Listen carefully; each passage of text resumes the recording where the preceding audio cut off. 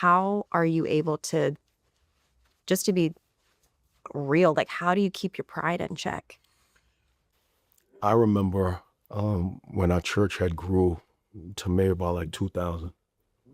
And I don't really check attendance reports. I don't check finance reports, although maybe I should.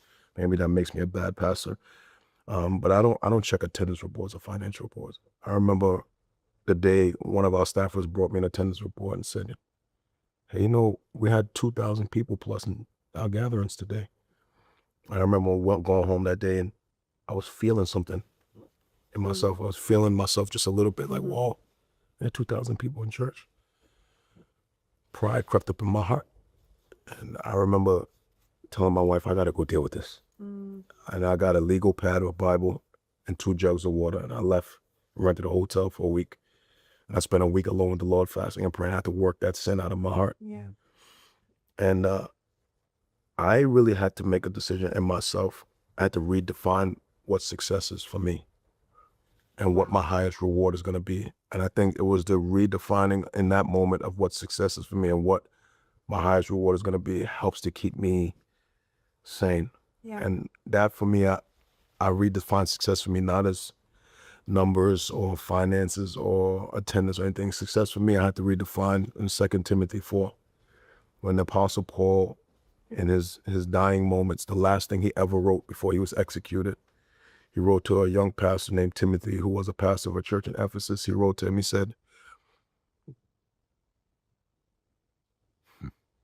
"I fought the good fight. I kept the faith.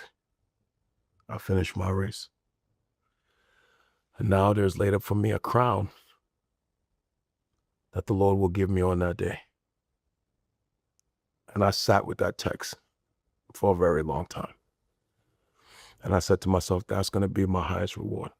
My highest reward is going to be the crown I lay down at the feet of the Savior. It's a reward outside of this life. So none of this will feel like the reward. And then success will be, did I finish my race, not another man's race? Did I keep the faith? Was I faithful all the way to the end? A lot of people start well, but they don't finish well. I want to finish well.